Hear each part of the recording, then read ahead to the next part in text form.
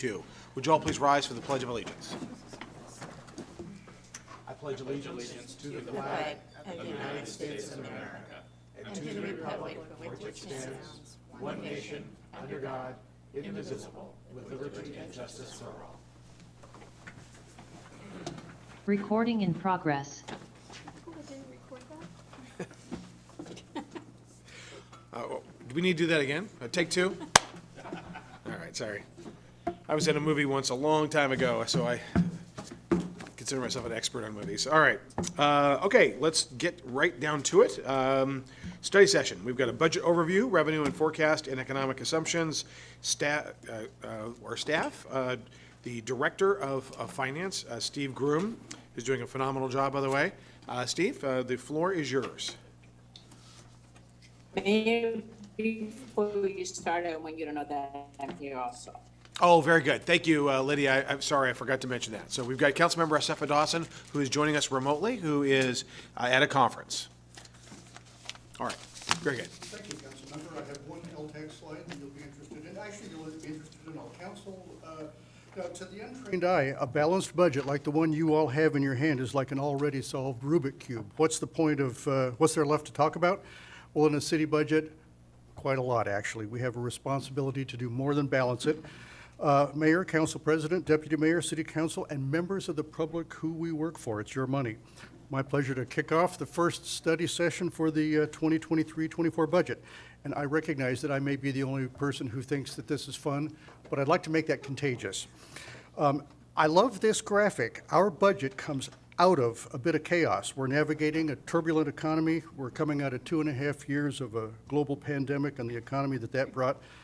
Each of us may have different directions we would like and hope to go, and directions that people around us are pulling us or pushing us. Everyone comes to you and me with things that the city could do or should do.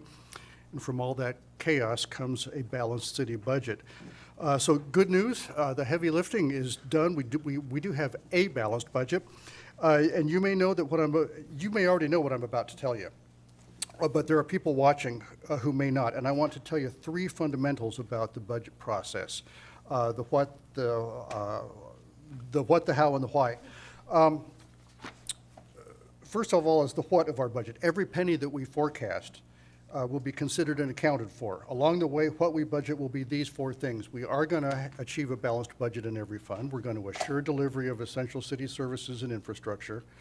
We are going to provide for the city's fiscal strength and sustainability, and we're going to deliver a transparent and accountable budget for the public. Every city must do for the people who live and work here what they can't do for themselves individually. Public safety is essential. So are streets and traffic signals and sidewalks and building codes and drainage and pothole repairs. And we have to keep the city strong and resilient, ready to face natural disasters, crime waves, pandemics, cybersecurity attacks, you name it. And we have to deliver a budget that serves the people that we work for. So that is the what we budget. But not everybody thinks about what goes on behind the scenes, how we budget. How we budget is a very public, transparent, accountable process. We do forecast revenue carefully. We get input from all departments and the public. We have staff do a lot of math, and not just the people in finance. This is a collaborative effort across every department, and there's been a lot of staff that have worked hard to come into some really good agreement. Some of it's tough. And then we discuss it all in public meetings. So you have in your hands, I hope you all have your budget books. It's got your name on the front cover. In case it gets lost, it'll make its way back to you. That's the mayor's budget of the city, and it's also posted on the city website. Anybody can print it out. It's on the finance page. The budget process doesn't end until you, the city council, say it ends. When you adopt the budget that authorizes the appropriations. In order for my accounts payable and payroll people to spend the money next year, we need your permission. And afterwards, after you adopt this budget, even then we will produce monthly progress reports. We bring them to FedRAC so that you get feedback on the budget, and we are accountable to do what we said we do. So that's how we budget, but then the why is pretty important. Why we budget is we genuinely care that our taxpayers, voters, residents, citizens, and businesses thrive. We want our people, the people we serve, to thrive. That's why we exist, you and me in our roles right now. When the city thrives, the the city budget works better. That's when the sales tax and the property tax grow when people prosper. So the why matters most. It's because our why is that we want our residents and businesses to thrive. Our how we budget is careful and transparent, and what we end up with is a balanced budget. So that's my intro. Let me start the process. I know that this is a limited time session. The 4 things that I want to cover in a very short time.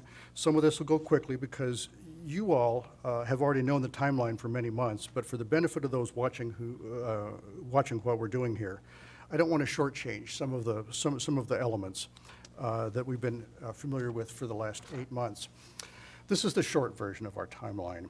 City Council, you had a public meeting in February, and I know that strategic planning was on that agenda, but that never stops. You did it before and you've done it since. So you may feel that that's a continuous progress, and I wouldn't argue. When we started receiving our January revenue figures, Finance started this year's trend graphs comparing prior year to budget, and you've been seeing them go by every month in your packet. For the past several months, HR and Finance and all departments really have been working on the 2023 and 24 expense forecasts, not just staffing, but everything. They've been collecting the bad news and sending it my way. Number 4 and number 5 are where we are right now, so I'm feeling like celebrating the accomplishment. We are pretty far along, and I can see the end in sight. The budget book that you have represents the tip of an iceberg of data that's now loaded into our system and into spreadsheets, and we've been discussed in internal meetings. I know that some of you are feeling that this is a rather small book, but don't you worry, we will flush it out and fill in all the fluff that needs to go into to earn an award. But I've tried very hard to be very focused and give you exactly what you need, and I'll walk you through it and show you all the elements shortly. The budget calendar, you all have seen this before, and you at City Council have been seeing financial reports monthly. There was a strategic planning meeting in February. In the background, staff has been doing quite a bit, and some of it has come to you. You now have the the mayor's proposed budget, and we are going to have 3 study sessions scheduled in September, and before we get to the October study sessions, I will get the county assessed value from the county assessor. That is promised September 25th. And then at the very end, then we've got the public hearings on both tax rate and on the budget itself. So after this special session, when we get to regular session, the mayor will be speaking in regular sessions to the budget. I am not going to cover anything that he will. This is different. I want to get us started right now on the process, the revenue projection, and the economy, and I'll familiarize you with the book in your hands that holds more than you may realize. This is our guide for the study sessions. Next week, our city administrator will be speaking to all the departments that aren't covered by department heads you see listed. There isn't any corner of the city, no fund or line item that hasn't been discussed internally. Our job is to balance 2 things, bringing stuff to you in sufficient detail to answer your concerns while giving you the tools to make the policy level decisions. So that's the direction we ultimately need from you. We've got 2 meetings in October if we need them. With your feedback, that'll give us some direction on what to discuss those if we need to. One of the best guides that staff has had to prepare for the 2023 and the 2024 budget has been struggling through real life, managing to the 2022 budget. Patrick Henry said, "I have but one lamp by which my feet are guided. That's the lamp of experience. I know of no way of judging the future, but by the past." I doubt if he had to budget materials for snow and ice remediation 27 months in advance. That's what we're doing, but it's still good advice. Every single department discovers how real life strays from the budget and how the budget worked in some areas and how it didn't. And we've probably been telling you that as we go along, or you've been hearing from citizens telling us. Some city council meetings have involved bringing things to you for approval. You've approved them, and then we've had to come back and do a budget amendment to make sure that we're all in sync. The budget book that you have in your hands, it's a reference manual. It's not just a preliminary book, preliminary budget. If you would look just inside the front cover, you may need to refer to page 2 from time to time. That's the timeline of the remaining study sessions and the hearings. If you go to, I think, page 5 is where the table of contents is. Everybody knows how to read a table of contents, but that will help you find everything. Page 7 is the budget message. If any member of the public did nothing but read the budget message, they would know a great deal about the city. You all have probably read it already. And that gives, at a summary level, it's an executive summary of everything that's behind it in the rest of the book. Page 17 and 18. Page 17 and 18 is where you see the budgets by fund. Page 17 is the entire city for the 2023 year. Page 18 is the entire 2024 year. That's every penny, every fund. If you look on page 26, you will see the city's staffing. That is the entire city, every fund, every department. And you can look across, going back to 20 and 21, the current year, and you can see where staffing has changed. And as we go through study sessions, every department will be able to talk about those and talk about those as they relate to services and taking care of our infrastructure. There is a section for budgets by department that starts on page 34.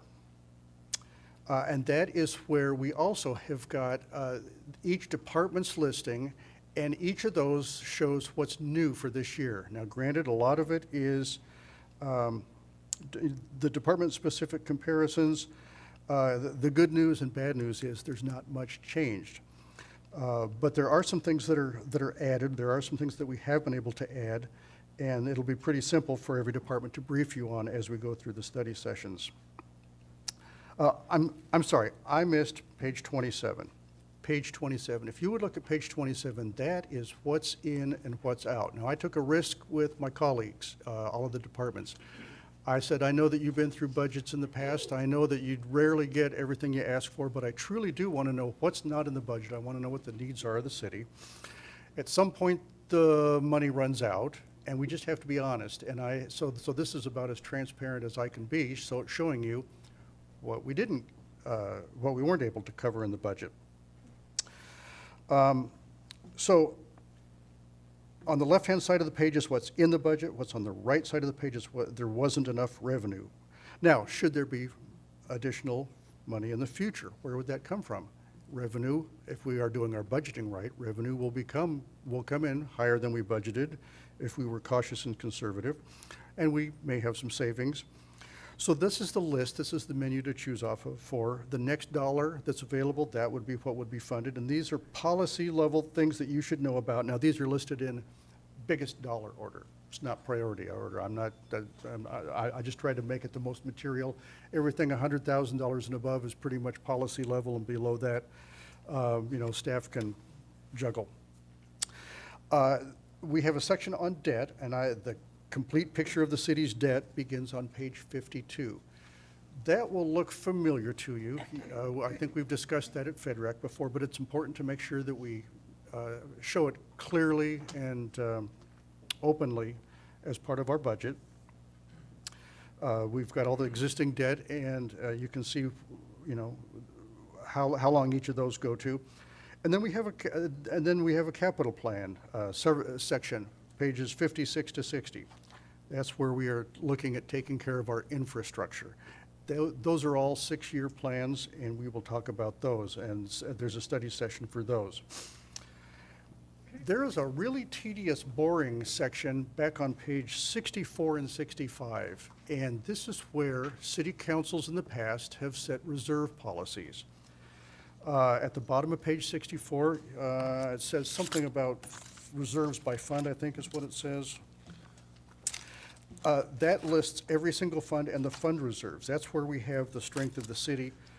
If you have any trouble sleeping over this next 6 weeks, read those. But in all honesty, these reserves are why we can all sleep at night, knowing that we've assured the strength and stability of the city. Those are the floors below which no fund will go. So as we've gone through, we don't call it a balanced budget unless we have assured that our reserves are taken care of. So if that's a whirlwind walk through the budget in your hands, and as you can see, there's a lot in it. There isn't anything that we've left out that we can't refer to. If you come back to page 7, the budget message I mentioned, and the mayor will be talking about this, there's an expanded budget this year, and it serves two purposes. For one, it's an executive summary that speaks to every component of the budget, but it's also 10 pages long, but any first-time reader gets an introduction at a citywide level to all the detailed pages that are behind. You could use that before drilling down. So if anybody read nothing else, they would actually know quite a bit about our city. The table at the bottom of page 7 shows every penny in total, starting with 2020 and 2021. Those are audited financials. Auditors have looked at that, so we know that that's factual. And then we've got our current budgeted and projected current year, and then we've got the 2 years being budgeted. You'll notice that the fund balance goes down, and it goes down quite a bit. And I want to remind you that ARPA, the American Rescue Plan Act, gave us $19 million. We're planning to spend that by 2024.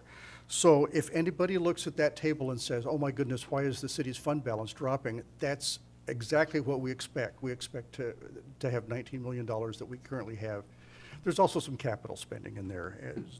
I don't want to overcomplicate it, but I don't want to minimize it easier. I don't want to minimize it either.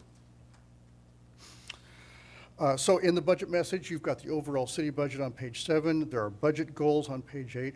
We've been fairly open and transparent about our challenges that we're, quite frankly, we've overcome a fair amount of them on page 9, and there's accomplishments, page 10. There's a summary discussion on revenue, page 11 to 13, and then there's detail pages behind, and then there's the debt and our cash position. So that, I don't mean to gloss through it. I'm trying to be short on time, but I hope that makes the book familiar to you. And over the next several study sessions, we'll be looking at the various pages. This is what we're using as our starting point.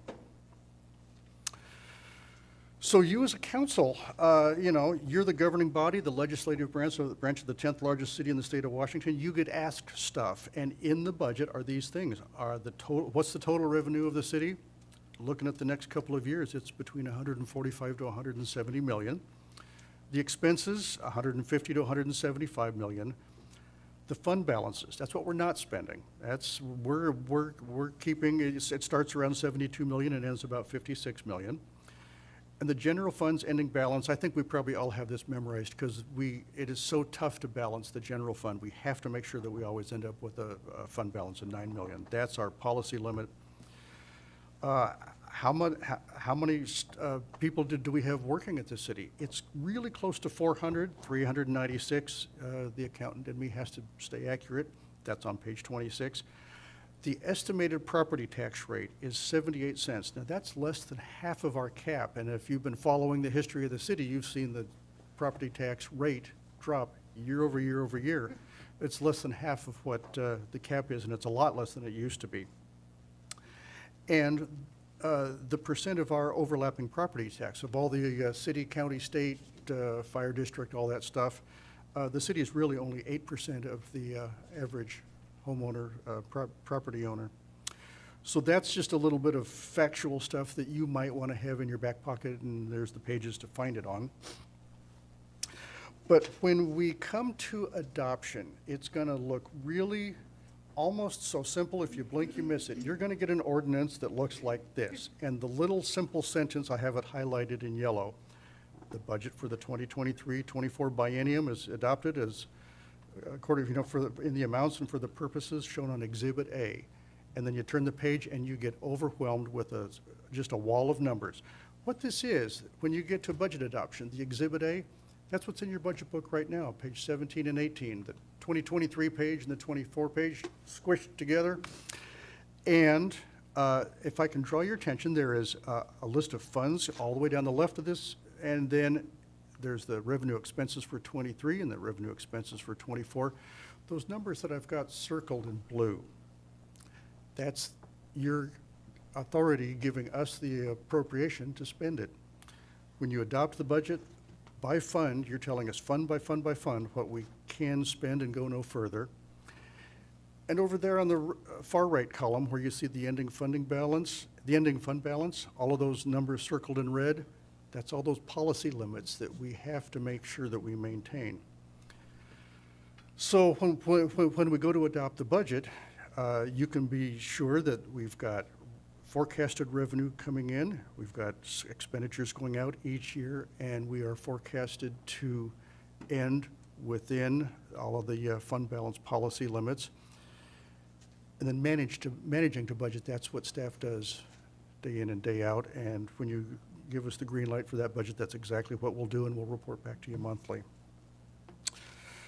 So that is what you have in your budget already, and and the adopted budget would be that, less any changes. So if you are the sort of person that doesn't like tables and walls of numbers, here's the same exact thing. Here's how the city works. Coming into the general fund, I'm showing it as a flow of money coming into a big bucket. The revenues come in. There's two things, and this is a policy decision. Do we spend money on services in the current year, or do we take care of infrastructure? And of course, we have to do both. It's a balancing act.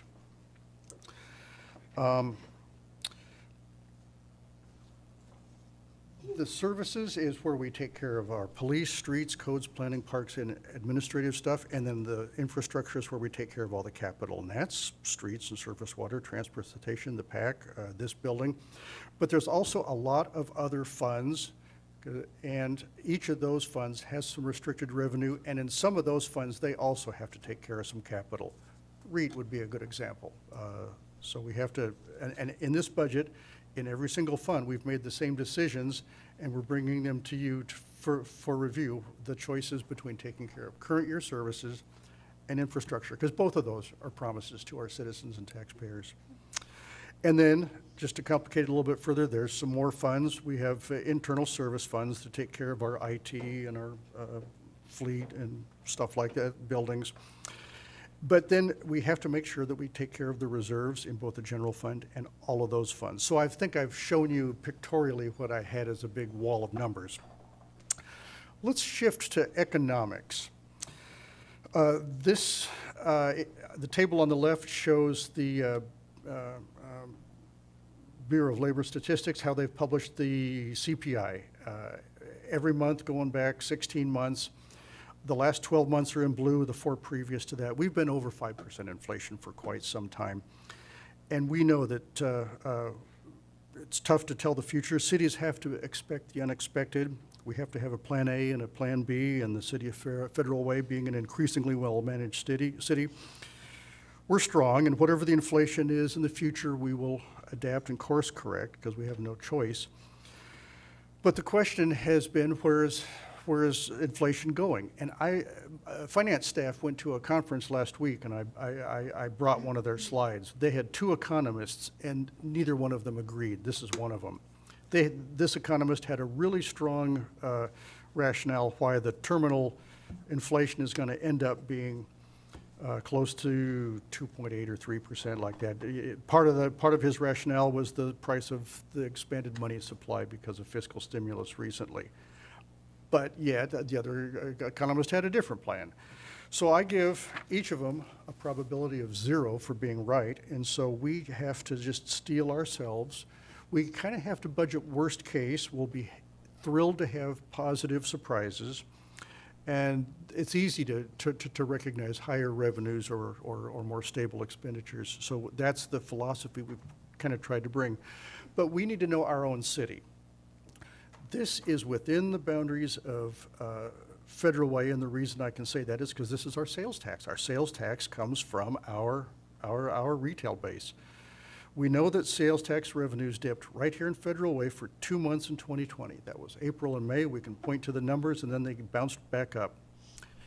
The entire year this year, the current year, compared to last year, just for the first 6 months, and the reason I only have 6 months is because we get it on a 2-month lag from the state. Our first 6 months are up 6.9% over last year. I would call that 7%. All of 2021 over 2020 was up 8.5%, even with those 2 bad months. 2020, the year of COVID, was up over 19, only 1.4, but prior to that, we were back up having 8% growth in our retail sector. So what do we do about that? This is this slide, I will kind of read it to you. This slide suffers from such internal conflict. Recession, are we going to have a recession? Are we going through a recession? Recession factors suggest sluggish growth, if any. So that would be 0 to negative. However, inflation raises the base prices underlying the tax. So if prices go up, our sales tax goes up. Well, but then in 2021 and 22, some of the bumps we had in retail, people staying home doing home improvement. So that means that they were not traveling and doing leisure activities. We might think that would revert. Okay, so that's a negative assumption. So which is it? Is it sales tax going to go up? Is it going to go down? Is it going to be flat? Since I'm betting my professional career, my professional reputation, I will tell you this, that the safest thing or the most prudent thing is we do all the math we can do, we talk to all of the people we can, we look at our own city, and we end up trying to stay cautious but probable. And so we kind of came up with I tried to do a 5.5 increase, and that is driven mostly by inflation. So then the good stewardship thing to do then is to keep some things out of the budget. We know what's on the waiting list. If revenue comes in, wonderful. We know exactly what the next priorities are. We also can manage our city month by month. You get monthly financial reports. They come to FedRec first and then to you. So next quarter or next year, the first quarter, we'll be able to see if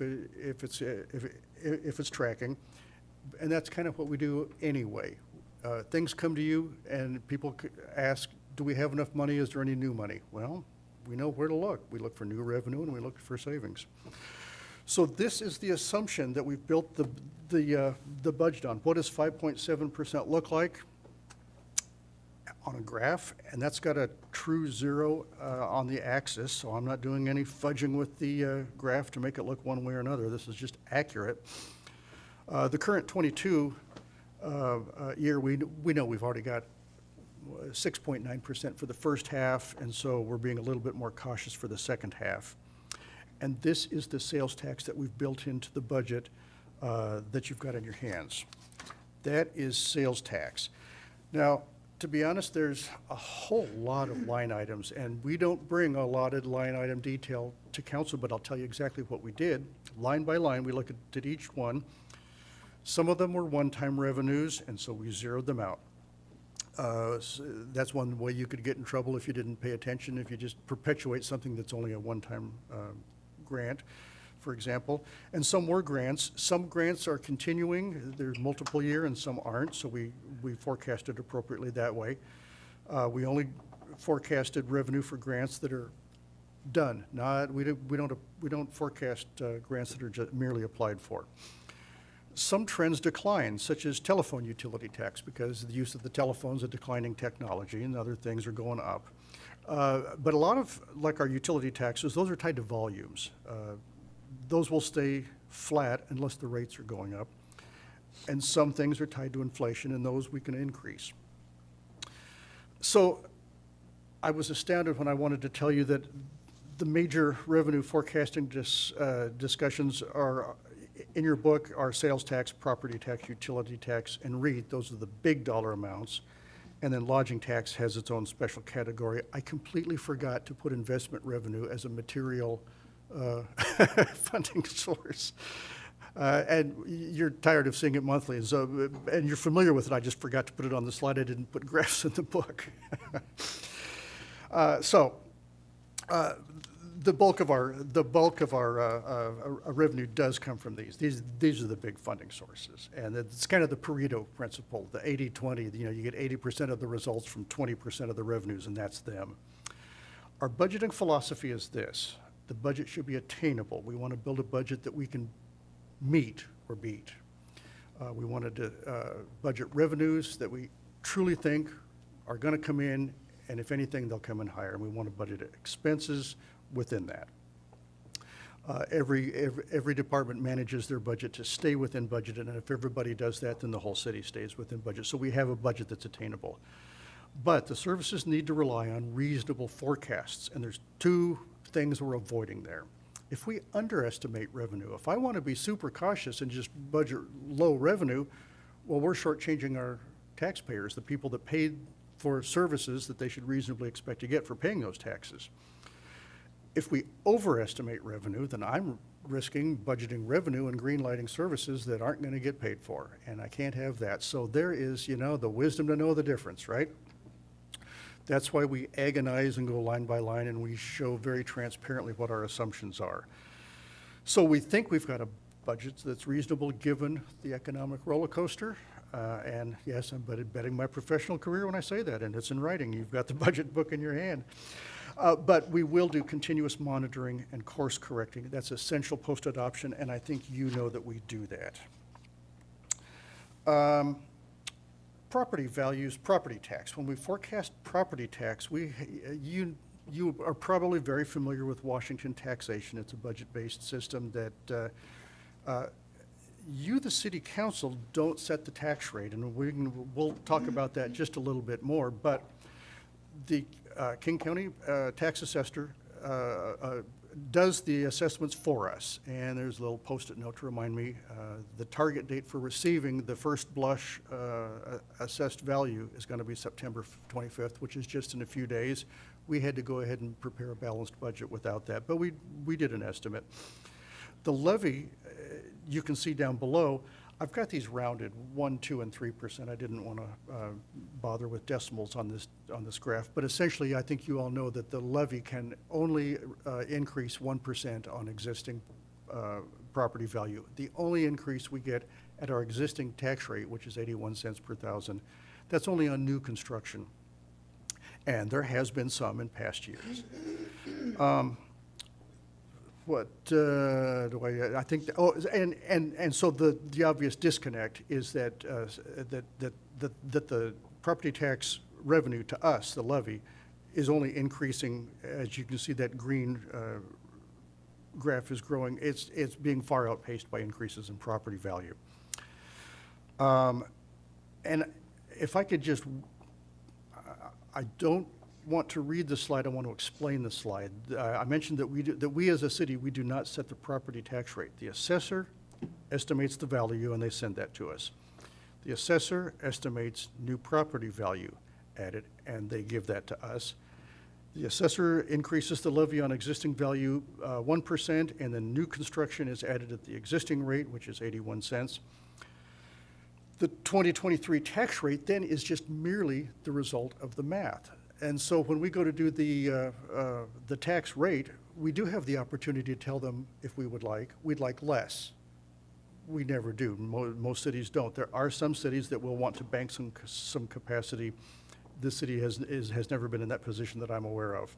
We can request less if we don't need it.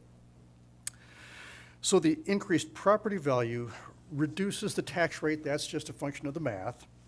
And the individual properties are all taxed by formula because there's different overlapping districts that they're subject to. You probably are aware that there is a voter process to change, and it's called a levy lid lift. And what I'm not particularly interested in putting in writing, but I will tell you.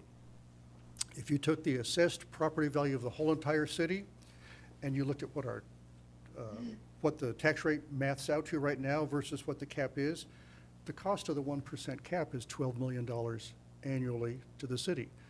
So that's just what the levy lid difference is. And I just need to make sure that I tell you that, because if you happen to be talking to legislators, and that discussion, I think, goes to the legislature year after year, that is an inhibiting factor to the cities. And what it looks like on a graph, this is an oversimplification, but it's a wonderful illustration. Expenses are going up a lot more than 1%, and our property tax isn't.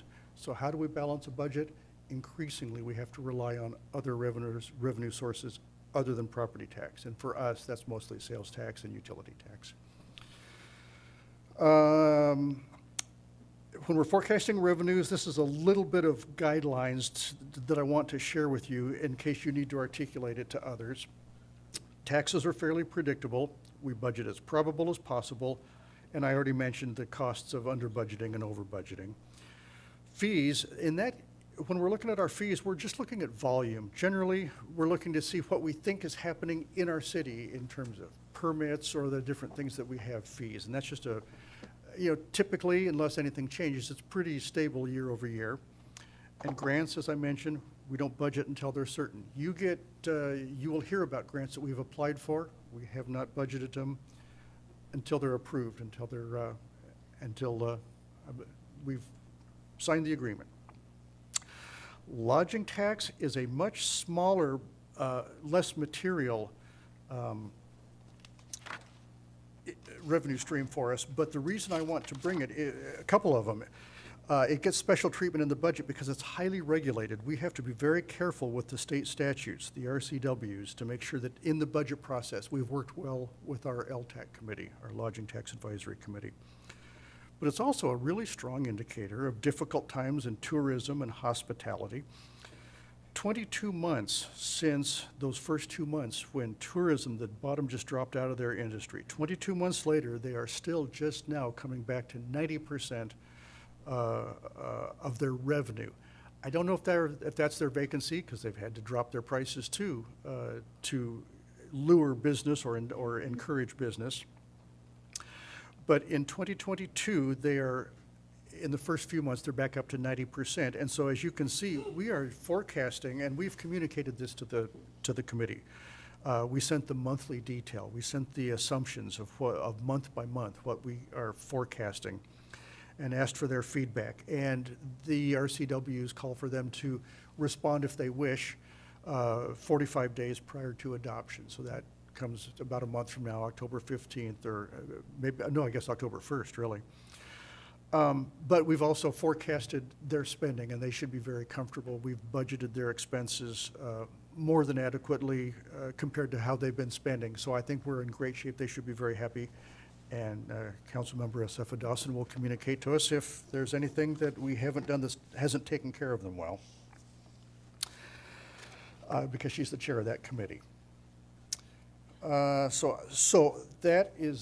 that's what I wanted to make clear on lodging tax. Now, in a nutshell, we were asking a few months ago, I think back in February when I talked about the budget process, the big question: will the increase in forecasted revenues minus the increase in personnel costs? Because remember, we were adding quite a few positions on staff in our public safety.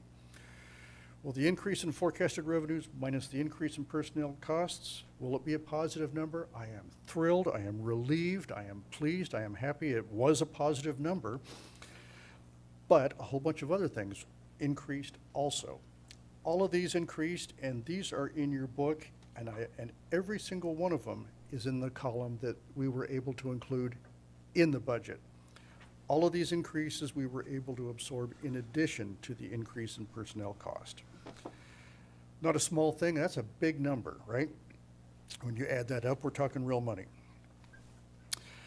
Now, if I can segue to our infrastructure. A few minutes ago, I showed you a graph that showed this choice, the policy decisions we always have to make in many funds, certainly the general fund, between service delivery and infrastructure. We all get criticized, we all get armchair quarterbacked, both directions. You're not doing enough for services. There's more services you could do. Oh, what about taking care of the infrastructure? What about streets and parks equipment and building roofs and such?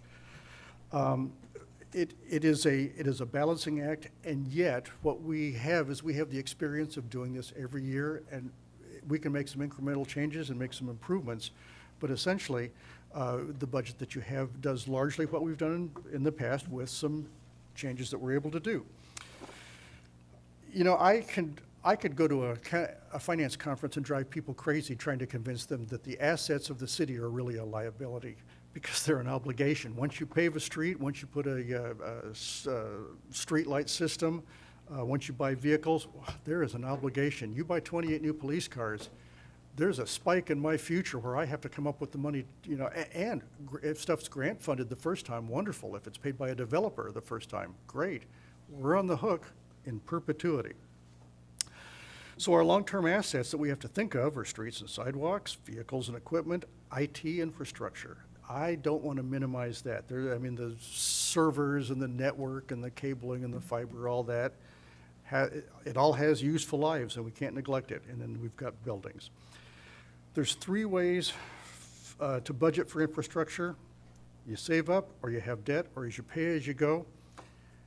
And if you know me, you know I'm going to cross out debt, because debt is not a funding source. If you buy a car at home and you buy it, or you buy a refrigerator, you buy it on a credit card, you've just obligated what? Your paycheck, right? So if we use debt, we still have to fund it through something, through a real funding source. So now there are places where that really makes sense. And, you know, when we have a big asset that has a long, useful life, we don't want to burden the taxpayers right now to do it. But this is how we budget. With infrastructure, what are the things we want to be cautious about? Deferring. If we defer things, it has a compounding cost. I think I've used our parks, playgrounds as an example. We've got 20 parks that have playgrounds, and they all hopefully last 20 years. But if we replace one every single year, that's spending in our budget, in our capital funds, in our parks capital. Then that will take care of every park in perpetuity, and it just never ends. If we defer 1 year, that means all the playgrounds have to last 21 years, and we were already nervous with 20, right? So we have to pay attention to the long term here.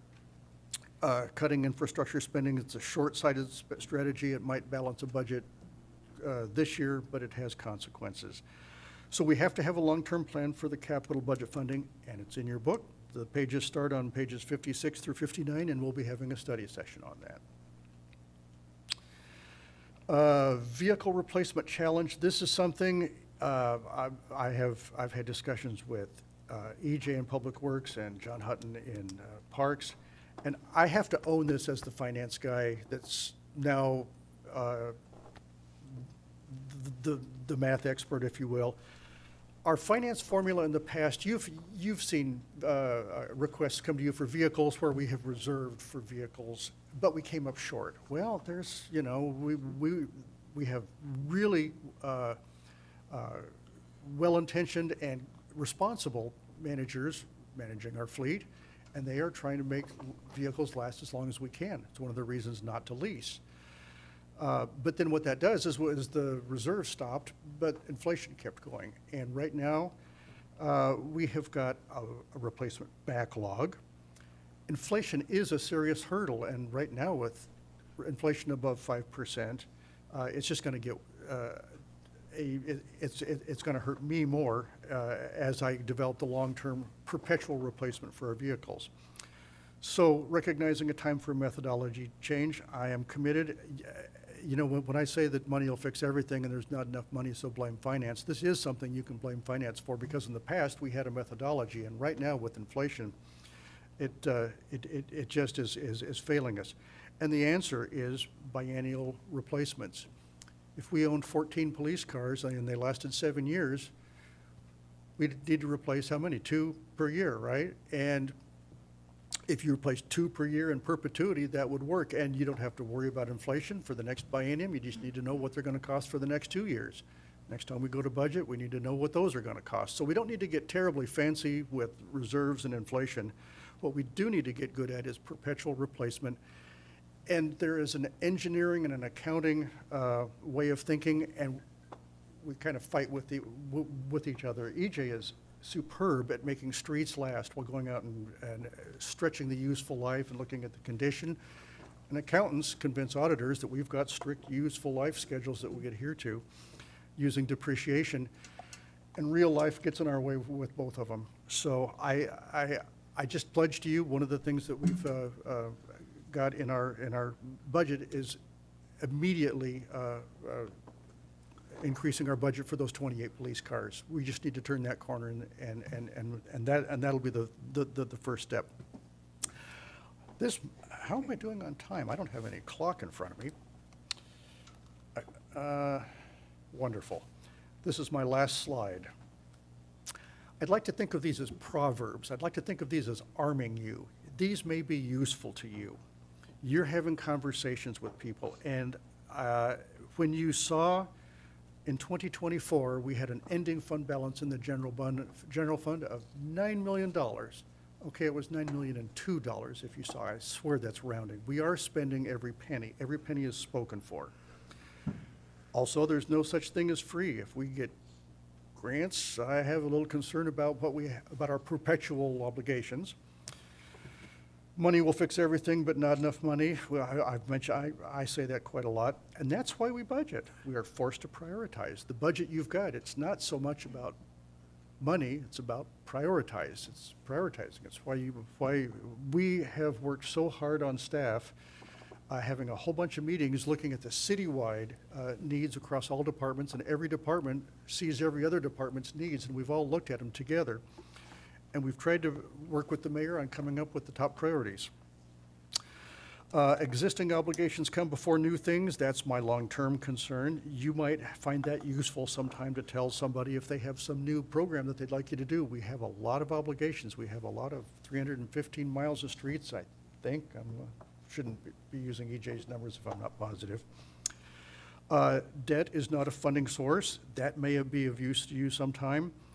Services and infrastructure are both obligations. And the last one is the philosophy I try to bring, and I am really quite pleased to be working at the City of Federal Way. I have worked at cities where departments fought with each other.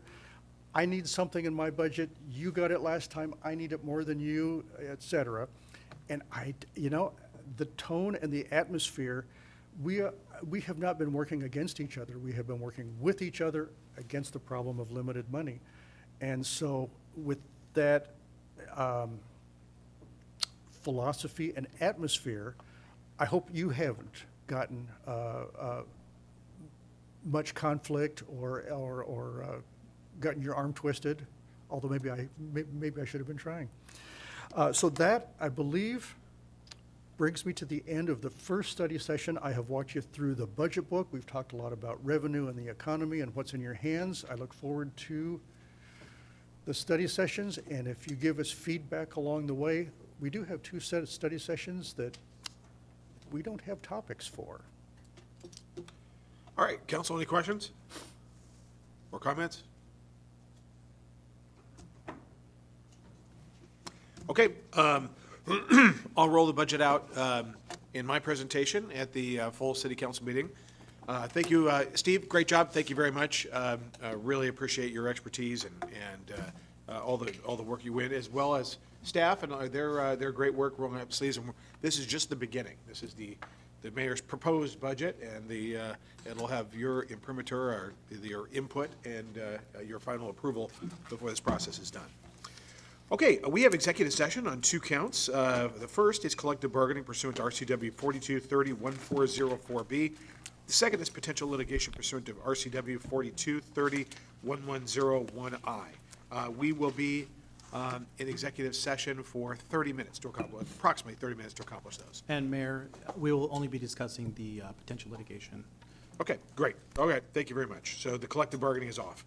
Okay, we have up to 30 minutes for that. We're in recess for that purpose. Thank you.